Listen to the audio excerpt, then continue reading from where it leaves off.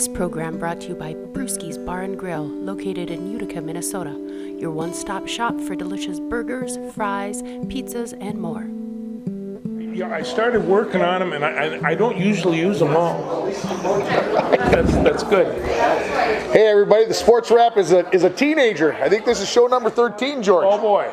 We're approaching adulthood. We're hopefully getting better every week, and before we forget. Merry Christmas, Happy Holidays, and all that jazz. You're going on vacation pretty quick tomorrow. Maybe. Well, yeah, Friday, last day of school for about 10 or 11 days. I'm ready. Yeah. It's been a busy week. The week before holidays, Christmas is always crazy. Kids leaving early, going on vacation because they're heading to grandma's or somebody's house or going wherever. And so it's just been nuts. Kids coming in this hour to take a test, and it's been crazy. You know. I do know. You got plans for any Bronco Live programs? Well, you know that this show probably will be airing right before the Muskie Bronco boys hockey game, which of course is a biggie. It ought to be fun. The Muskies had a very good team last year. They won both games against the Broncos last year, so they've got the trophy right now, the new traveling trophy that they play for every game, and a lot of guys back for the Muskies. They lost a few, but they got a lot of back. But they lost a couple of younger guys that went off to play elsewhere. So they've got a nice club. The Broncos have been playing a lot better lately. I'm looking for a 1-goal game or maybe a 2-goal game, depending upon how things go. It's going to be good. The Broncos seem to have kind of settled in. They got some guys back, and things seem to be looking a lot better. They've had basically a week off in between games. They played Kitson County last Saturday afternoon while we were here watching Army and Navy, we'll address that as we go along. And of course, the Broncos were behind and had to come back, tie to force overtime, and then won in overtime. And I did not realize that the game before the game, Kitson County was undefeated going into the game. So I was not aware of that going in. And when I saw a couple of the hockey players on Monday morning, I said, you guys let them hang around a little bit too long, and they said no, they let us hang around a little too long, and we got the better of them. So that happens in that game. It can happen in the big game. So this one played the Muskie Bronco game, going to be played at Bronco Arena. So if you're going to watch us on KCC TV or .org or Midco Channel 7, come on along for the ride. Pre-game's going to start about 6:50. Game time 7 o'clock, and you really don't have to. You don't need any rah-rah speeches in the locker room. You don't need you don't need to put about the history. The stands will be full. The place will be packed. The alumni will be there. It's become that Friday night tradition before Christmas to play this hockey game at Bronco Arena, and I'm looking for a dandy. A classic. Here they are.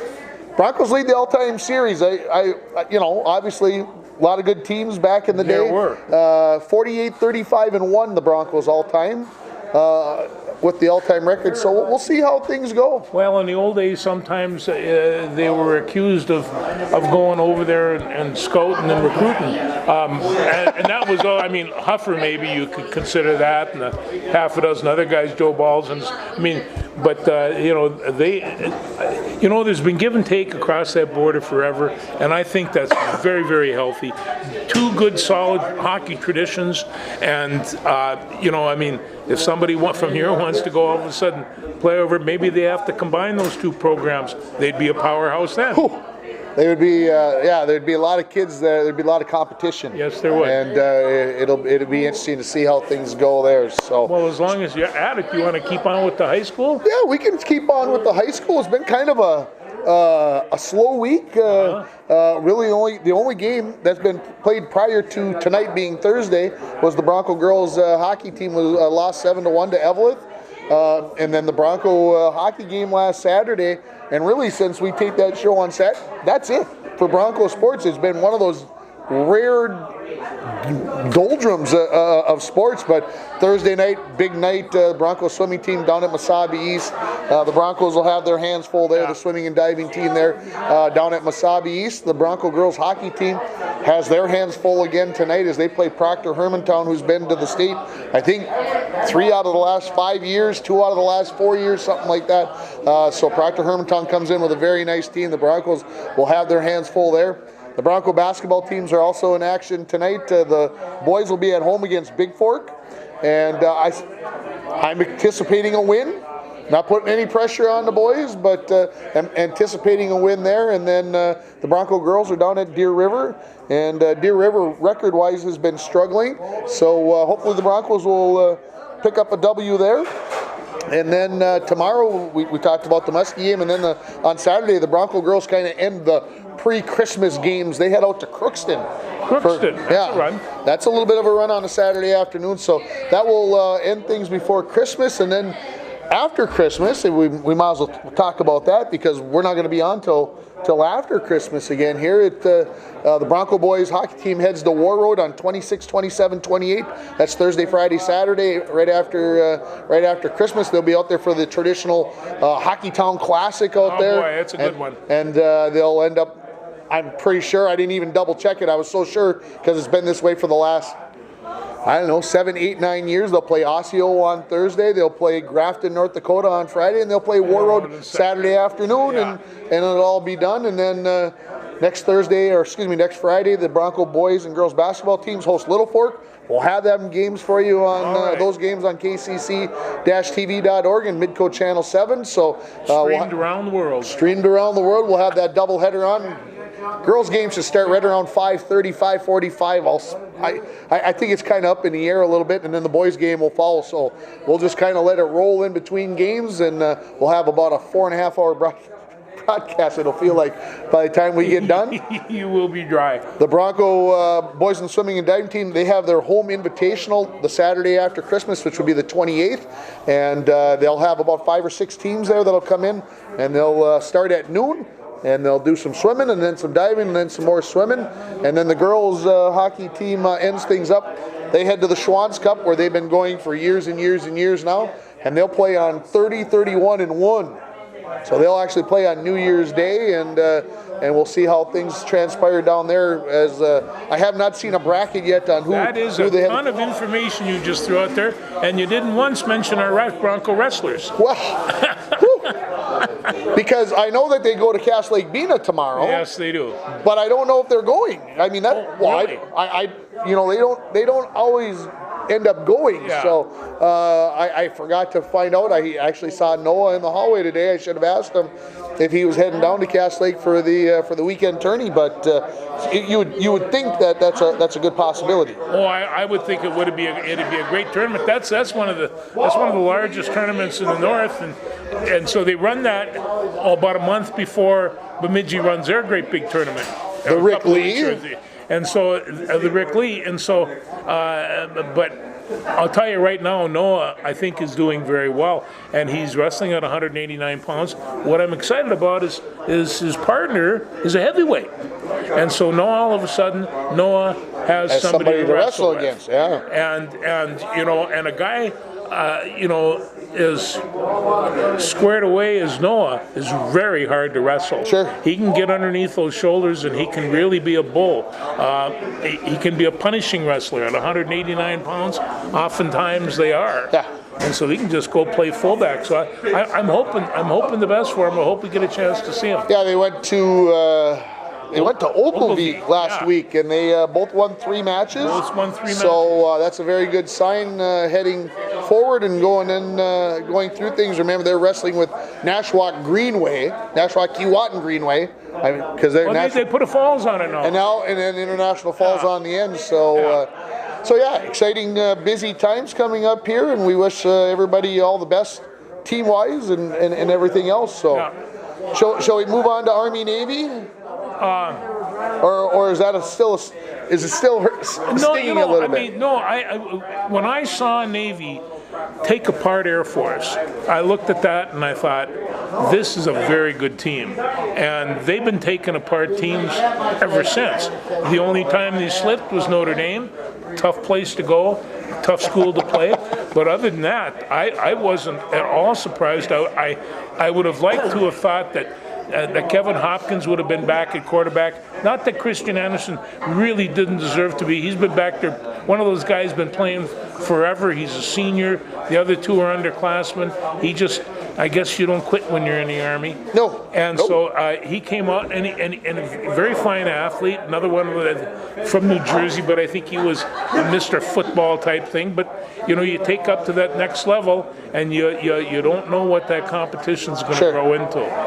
Other than that, a year ago, Army lost about 11 good seniors, equally on offense and defense. This year, Navy's going to do that.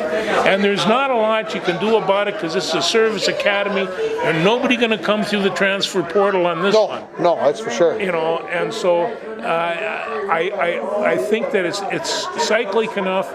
And Air Force, another very fine football team. I'm glad to see that the service academies are keeping that level of football. Absolutely. The quarterback from Navy was amazing. Oh, he was. Malcolm Perry.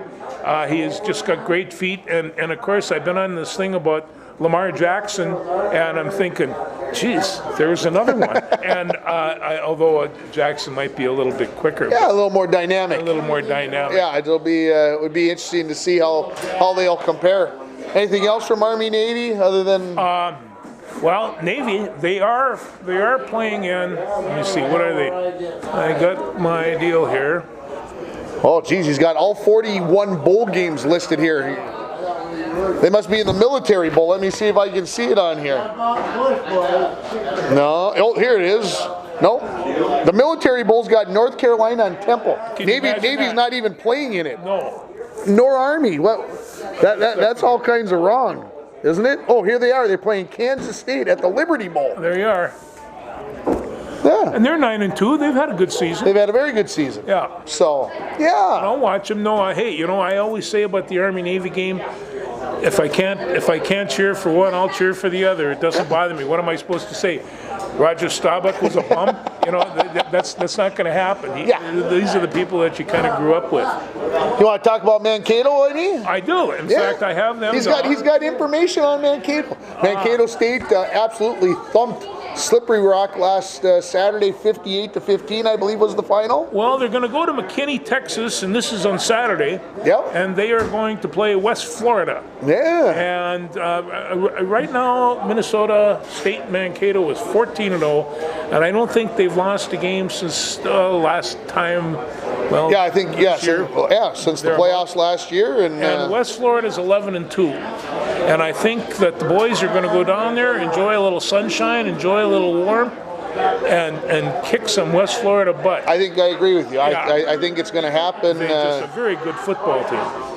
Yeah, they've as we talked about. I think the last week we talked about the fact that they've gotten some Division I transfers to come in there, and.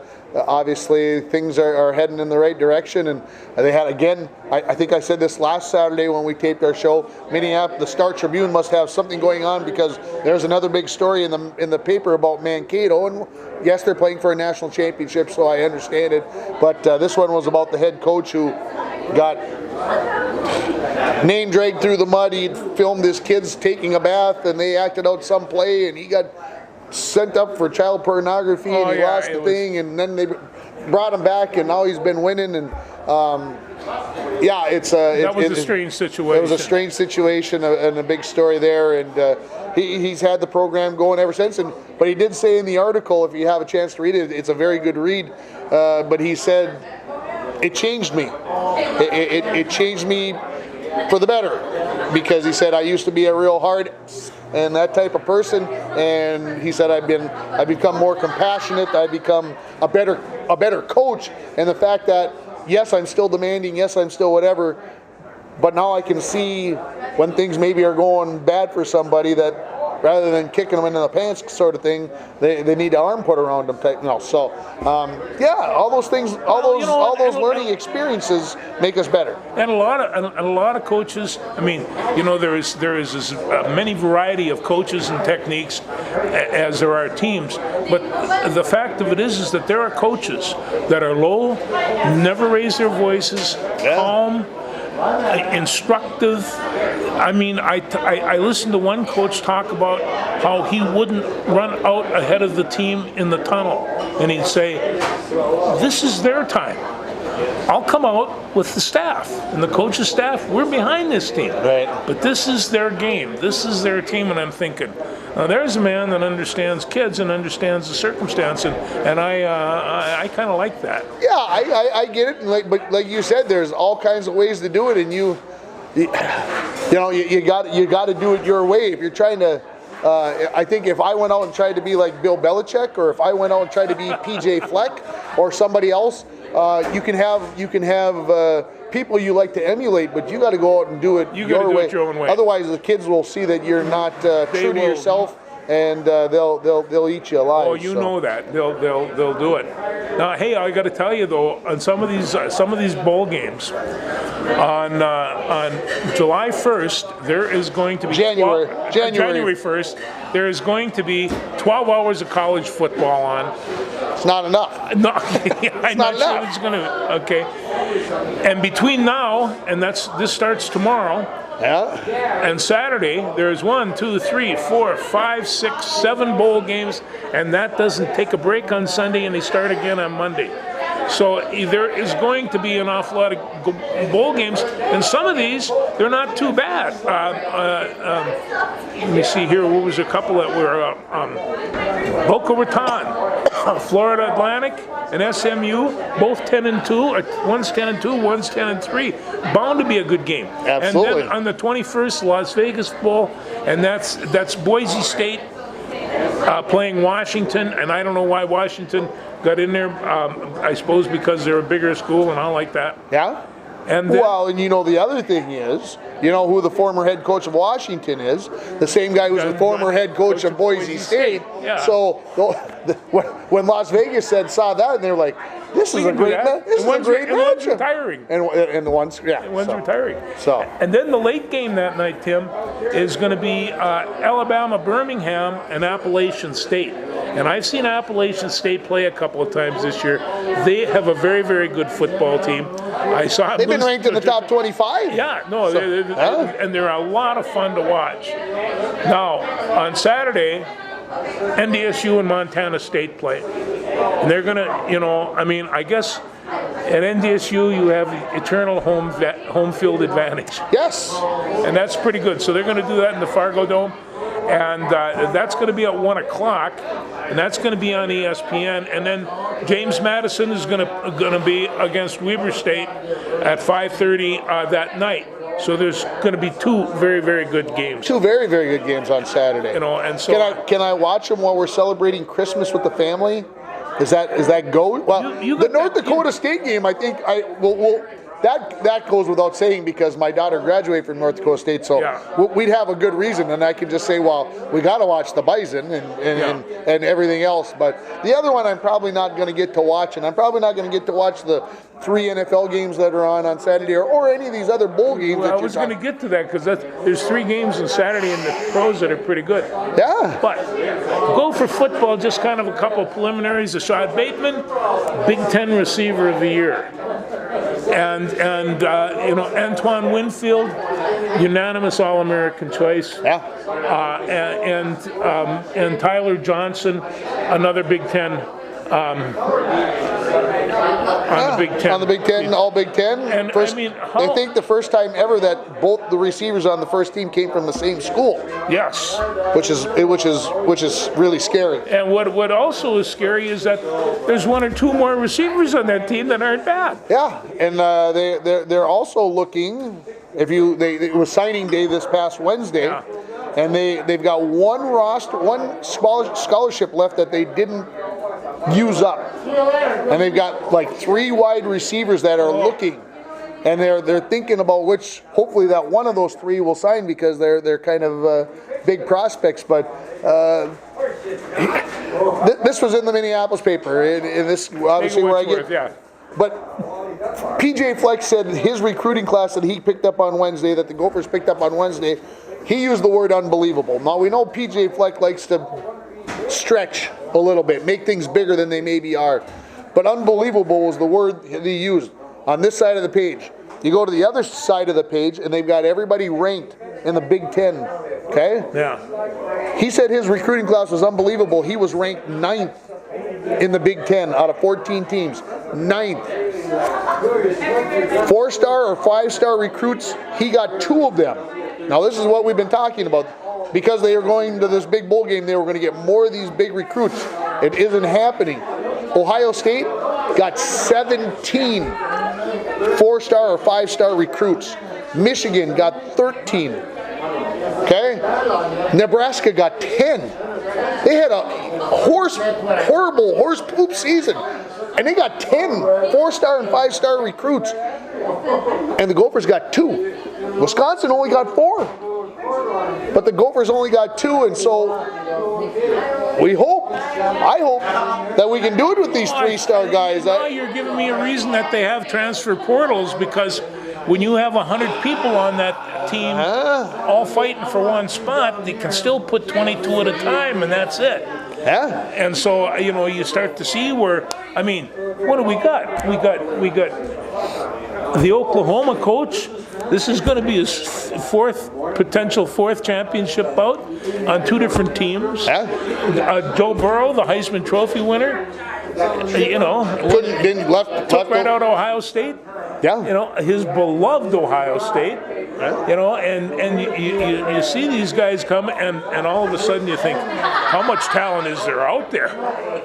Yeah. Because these boys are doing well. So it's disappointing, I guess, in my mind that PJ Fleck can think it's unbelievable, and we only got 2 compared to 17. Yeah. What word would you use if for Ohio State if the Gophers was unbelievable?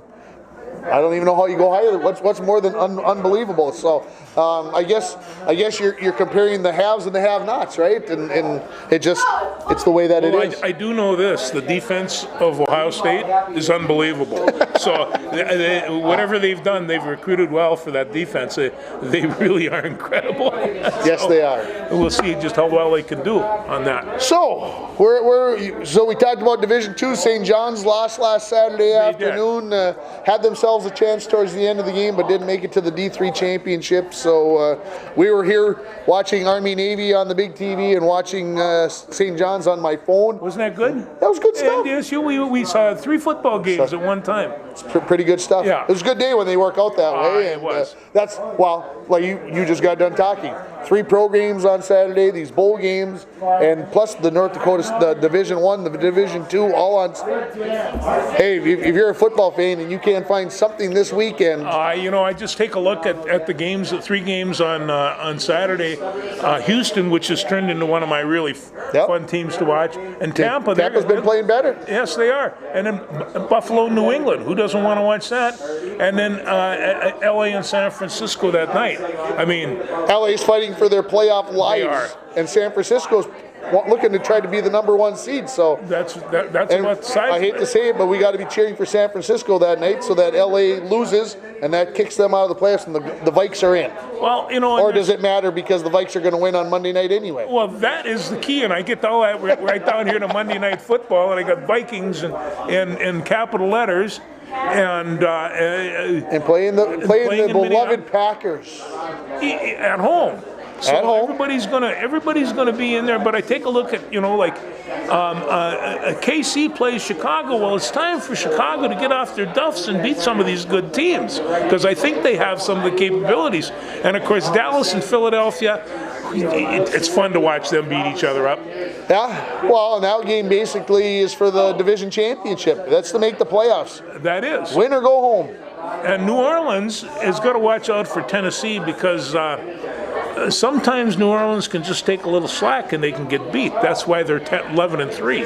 I agree. You know, there's going to be some, and then of course, Baltimore is sending 12 people to the Pro Bowl. Yeah, that feels wrong. Isn't it something?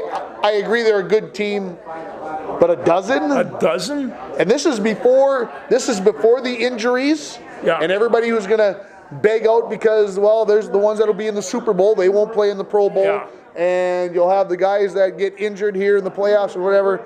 So how many are they going to end up with? 14, 15? And, of course, I feel bad for the Vikes. How can we have those two UCLA linebackers and neither one of them are going? It just stuns me. Well, and considering the year that they've had, they've been just a dominating pair, both very fine athletes, but when they're combined, hey, they're tough. Yeah, so I feel bad for them. I got a feeling, you know, one of those two guys will end up making it because somebody's going to get injured or back out or whatever, and they'll get named. Hopefully they don't get a chance to play because they're playing in the Super Bowl, right? Yeah. I mean, that would be the most ideal situation, but yeah, it was kind of crazy with the Pro Bowl. I don't know. I see you got.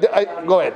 No, I didn't know if we were going to have a program next week, so I thought towards the end of the year, it's just a little bit traditional to run through some obits. And so I'm going to toss some names at you. Freddie Cox. Who knew before he passed away that he was part of the inventor of the nerd football? Didn't know what the heck? I did not know that till it was when he died. I was like, what the heck? Anyway. And then last Saturday, Doug Woog. Wooger. I mean, hey, talk about a fine guy. Yep. And it's just a couple of lists here. Zeke Bratkowski, Ron Fairley, Willie Braun, Hopalong Cassidy, Jack Whitaker, Rosie Ruiz. Remember Rosie? Yeah. Cliff Branch, Nick Bonacani, Pernell Whitaker. He was a champion in 4 different weight classes. Yeah. Walt Michaels, Jim Boughton. Ball 4 is just a classic baseball book. I loved reading it. Bart Starr, Red Kelly, Gino Marchetti, John Havlicek. I didn't know that. Forrest Craig and King Kong Bundy. And King Kong Bundy. No, I'm not quite done yet. I got Ted Lindsay, Don Newcomb, Frank Robinson, and Bob Friend. Bob Friend was the one that shut down the Vikings. He was a pitcher for the Pirates, and so the last game, Bob Friend was the one that was on the mound and beat the Yankees. And we lost former Bronco football coach, my good friend, mentor, and coach, John Nevenin. And that's so we do lose these sports people every year. I hope you didn't mind me taking. I don't. I want to bring up 2 more. Yeah. If you remember the football movie called Radio, yes. The manager, yes. He passed away a few days ago, and then Coach Boone from Remember the Titans passed away on Wednesday, and so I'm warning anybody who had a football movie made about them. These things usually happen in threes, so be watching out when you're crossing the street or you're getting in your car. But I got to ask you, did you ever borrow any of Coach Boone's techniques? Any of his lines? No. Did you ever take your team to Gettysburg? No, I did not. No. You know, the thing about that was obviously some classic lines in there and things. Obviously, a story well worth being told. Yes. And we need to be reminded of that sometimes, especially in our present day culture. Enough said on that. No political talk tonight. I promise. I won't go there. No political views here tonight. Are we done with football? Talking about football? You know, I hate to say this, but you know, we got about another month, and then it's going to start coming to an end. It is, and that's a sad state of the affairs in that part of the year. It happens every year. It does. Vikes Packers Monday night. That's who wins? Game.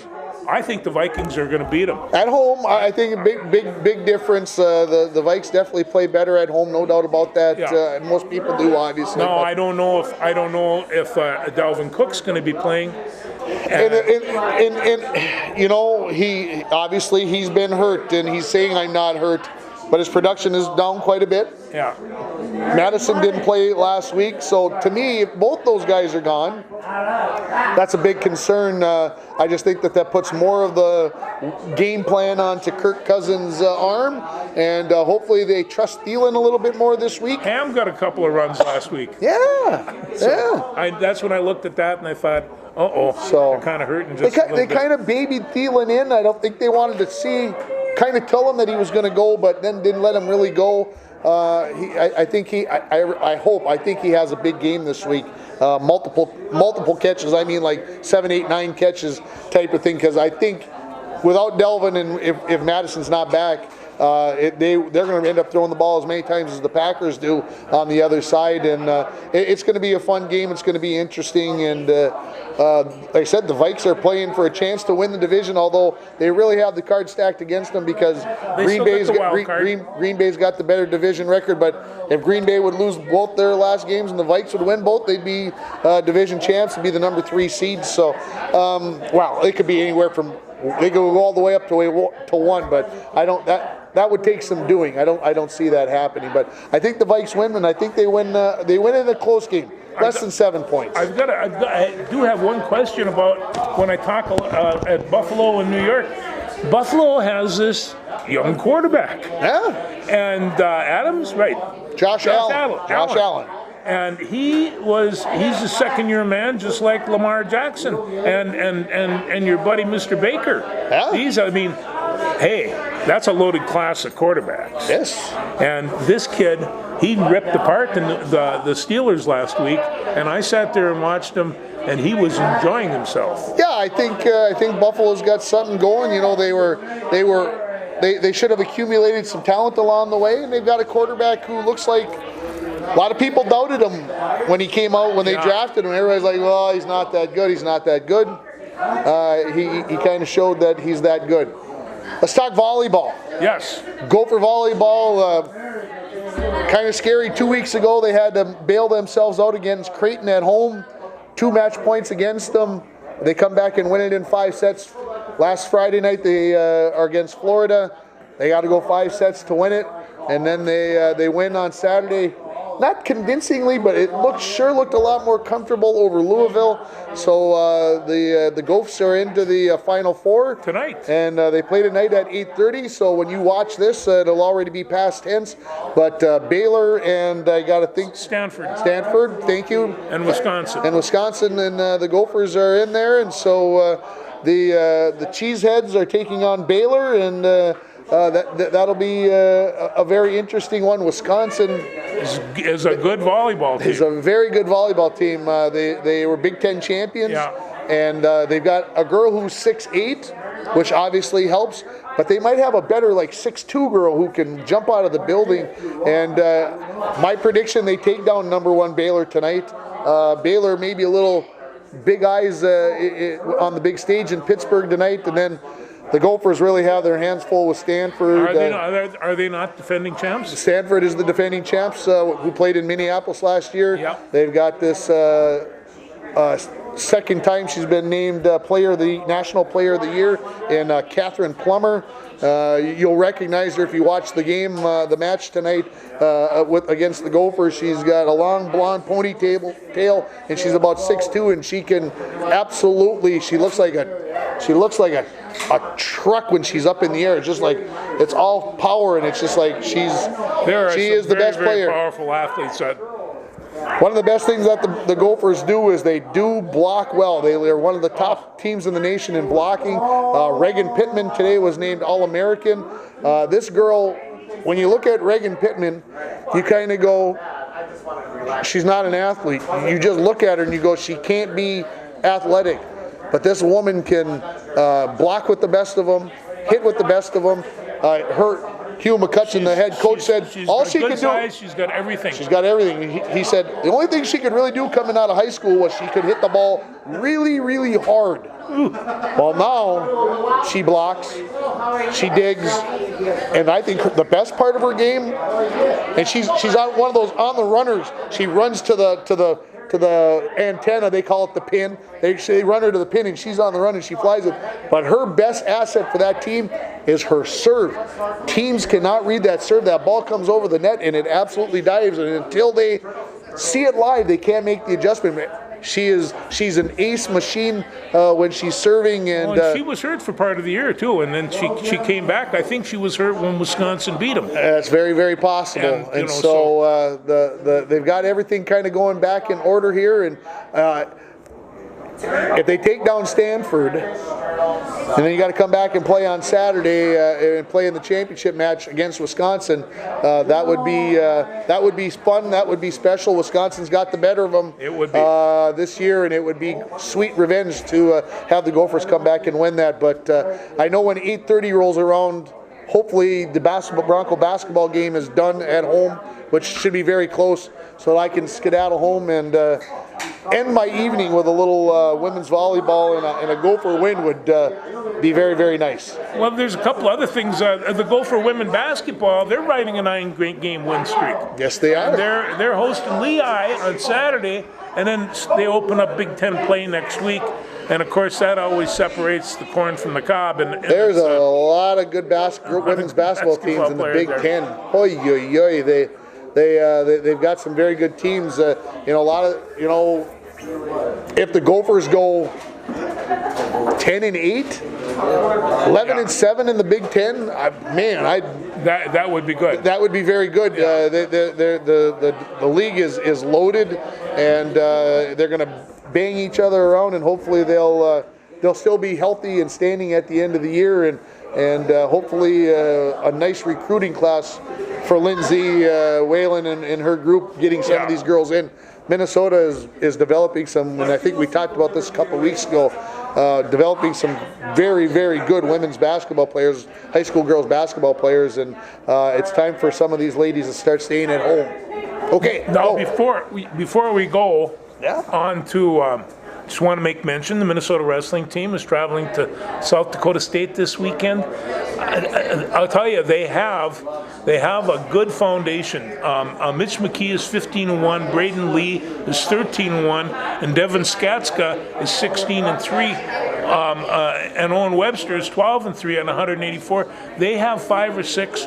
What they have here is a good dual team. How far they go from there, hard to see, but I'm starting to see just kind of what Slocum's got in mind, and he's going to be. I think they're going to be all right. Now, last Saturday I saw a basketball game that just knocked my socks off. Last Saturday, after the Army-Navy game? Well, it was Saturday or Sunday. The Minnesota game with Ohio State. That was on Sunday. Yes, Sunday night, because I didn't get to watch it because I was at a party. Well, the guru in Minneapolis says it was the finest performance by a Minnesota point guard that he could remember, and actually I've heard it like since 1960. Woo. And so, when Bob Bateman, former Bronco, future Bronco Athletic Hall of Famer, inductee, was with the team? He was with that team. He got 35 points, 28 of them in the second half. He was just flying all over the place, going to the bucket, repeating, knock on his can, get up, shoot his free throws, come down the other way, come back, hit a 3. He was insane, and it's just now all of a sudden I know why Patino wanted to have him on the team last year. He is a redshirt sophomore, and he is going to make everybody stand up and take notice before he is done. I hope the heck you're right, George. The big thing that I need from him is I need him to start doing it every game. Well, and I'm not sure about his defense either. When you get we caught glimpses of this last year with this team. Somebody'd have a big game. Kalsher would have a big game, and then somebody else have a big game. But they couldn't put 2 games back to back. And for me to be a believer, I want to be on the bandwagon. Trust me, I want to be on the Gopher bandwagon. They got to show me that they can do it more than one. They got to do it game in and game out. You just can't do it once in a while. And there was 12 conference games, home team winning every one. Until last night, Michigan State finally beat Northwestern at home. That's the first Big Ten game that was. Yeah, and they were saying that if Northwestern beat Michigan State, I think everybody had been tied for first place and last place at the same time because all 14 teams would have been 1-1. Well, so we didn't get that. We're going to test this home court thing. They're going down to Oklahoma State on Saturday, and we'll see. And then they have a home game against Florida International. I'm not sure what kind of basketball I have no idea. has, but so it was fun to watch them, and they were up. They go up 16, and they go back to 12, and they go 10, and then even 8 a couple of times. They go, here comes here the they rush. come, and Ohio State was missing one of their shooters. But that being said, Patino might have saved his job. Okay. Well, it was 7 for 17 on threes. It's you can't play that game at that level without having a pure shooter. Yeah, you got to have somebody who can hit an outside shot to keep the defense honest. Yeah. Otherwise the driving lanes, the penetration lanes aren't there. So that's right. You've got to do it that way. What else you got there, brother? You got tons written. No, I first I didn't know about Doug Woog, but he had 388 career wins, and he'd taken them to the Final Four and got fired for it. I mean, there was some things. Yeah, the guy always had class, and I don't want to take anything about Coach Lucia. That wasn't his fault. But Doug Woog had a certain style that I liked. Well, and they said he was a Minnesota kid who grew up in South St. Paul, who played in the state tournament against the Broncos. And he was a Minnesota guy, and like you said, when they let him go, he did it with class and did it the right way. He took the high road. He could have burned his bridges and blah, blah, blah, but he didn't do that. And I didn't realize that he had been battling with Parkinson's for many years. And I guess I was surprised to learn that he was 75 years old. It didn't seem like he should be that old. And, so. See, from my point of view, that doesn't seem that old. So exactly. Well, that's what I'm saying. I didn't. Who knew? Like I said, 75 is the new 55 or something. Well, I'll tell you, and the other thing before you ask me the question, I generally buy myself new music for Christmas. And it is Christmas. And it is Christmas, and the album hasn't come in yet, but but it should be here like any day. And this is Eric Schenkman. He was the head man from Spin Doctors rock band, and he is a Southern country blues guy. And I heard one cut on the thing, and on the website, I just plugged the number in, and it's called "Who Shot Joe?" That's the name of the album, and it's just a crusty old Southern blues type thing. So when that comes in, and then the other one I get is Blues Image out of Grants Pass, Oregon. They send me a catalog or a calendar with all kinds of things on every date, and they also send me with this is a recopied CD of old-time classic blues. This year they've gone to post-World War II. That's the first time they've done post-World War II. I've got stuff down there that's close to 100 years old, and the way they've redone it, it really sounds great. So this is the music I've been listening to. All blues related. It seems to cheer me up. It's not supposed to do that, is it? Yeah. It takes a lot of work. I do want to make mention the Timberwolves on an 8-game skid. We were touting this team a month ago as being the surprise team, chance to make the playoffs, and the luster has started to rub off. The 3-ball is not going in. They're starting to play less defense, from what I can tell, and so that's a lethal combination for a bunch of losses. The Wild. Still playing well. They get Dubnyk back tonight, who's basically been off for a month. It's going to be interesting to see how focused he is, how he comes back. Not injured, and you get a month. You basically take a month off. Well, what does that do for your body? He was not playing well before his wife's illness, and I hate to say this, but you wonder if that was really affecting how he was playing, because I suspect he knew she was sick prior to him deciding to leave the team for a while. So maybe I need to take some of the nasty things I said about you, Devin, back underneath my breath, that you were old and you were done, and that you whatever. Okay, I just said them all out loud. Devin, I hope that you turn it around, although I love watching Alex Stalock. He's a Bulldog. He's a Minnesota kid. I love watching him play for the Wild. If Dubnyk is playing well and they decide to trade one of the goaltenders, because the other kid that they've had playing while Dubnyk's been out, I won't even try to say his name. It just starts with a K, and that's good enough for me. I like the 2 goaltenders that we have, and if they got to get rid of one, Devin's probably the one that's got the biggest return. Maybe the Wild play the game a little bit and see what happens. I know they won't, because that's not how it works. But I could always hope. Hockey season's a long season. It's a competitive, physical season. It is. I got to make one more whatever. Sure. Okay, if I can, because these are the kinds of things Tim lives for. Okay, if I can talk about myself in the third person for a moment. But I've got a friend. I'll call him a friend. We curl together. For his birthday present and Christmas present, his wife bought him this. Next Sunday they are going to the Vikings-Bears game. Then on Monday the 30th, they've got Timberwolves tickets. And then on New Year's Eve day, they've got Wild tickets at 5 o'clock. So they're leaving for the cities like on Saturday. They've got hotel for 4 nights. They're staying in the cities for New Year's Eve. And they get to watch the Vikings, the Wolves, and the Wild on 3 consecutive days. Bush, Mr. Bush, I am jealous. I've told you this multiple weeks. That is the perfect Christmas present. And if my wife is watching, think about that for next year. You have no complaints of what you see. No, neither do I. I mean, Big Ten champions. Championship. What do I need? I've done real well this year.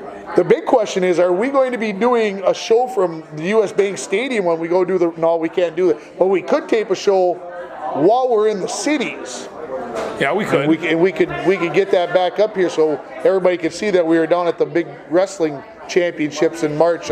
We'll see how that all pans out. Yeah. We are going to do a show prior to the Gophers game. I'm going to guess maybe like Monday, December 30th.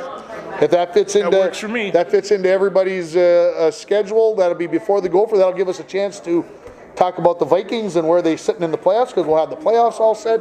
We'll have a lot of the we should do this. Hope don't turn us off yet, camera person. We're not going to do a show until after the college playoff games. We have to make predictions. You got to make predictions. Yeah. So and that's the 28th. That's the 28th. That's Saturday the 28th. So we have to make some predictions. So LSU is number 1, and they are taking on number 4 Oklahoma. Correct? I think Oklahoma suspended 3 of their players, one of which is a starter and an influential thing. Besides, I think LSU is going to beat Oklahoma anyway. I think they would have beat them as well. Now the other game, that's probably the one where the margin is a little bit tighter, a little bit closer. They used to say, Clemson, Ohio State. They used to say in wrestling, this is going to be a lip ripper. Well, this is going to be a lip ripper. Somebody's going to be losing lips on this one. It is going to be an incredible football game. My guess, and you can tell me if you think I'm wrong, but the over-under on both these games is going to be very high. Oklahoma can put points up. LSU's defense is... That's it. We'll see. But I could see the over on both those games being 80. Pretty easy. All 4 of those teams can score. They do have good defenses. Don't get me wrong. But they can score. But those teams can still score against those good teams. So I do know that we're going to be watching 2 very good quarterbacks on that day. Yeah. It's just no doubt about it. So are you taking Clemson or Ohio State? I'm going to have to go with OS on this one. I'm going to take Clemson just because I think they've been there before. They've been there. They've been there a lot, and I think. Besides from being national championship last year, they're the underdog. Everybody's kind of like going, Clemson, they're 14-0 or 13-0 or whatever they are, and everybody's lost in a couple of years. Clemson's got a good football team, and it'll be very close. With Ohio State, I'll predict the score, 47-45. See, it's a tight one. It's going to be tight, but it's going to be. It starts at, I think at like 7 o'clock our time. Yeah. You talked about length of games. This one's going to go way past 11 o'clock because there's going to be that much scoring and that much commercials. Yeah. Merry Christmas, everybody. Thank you.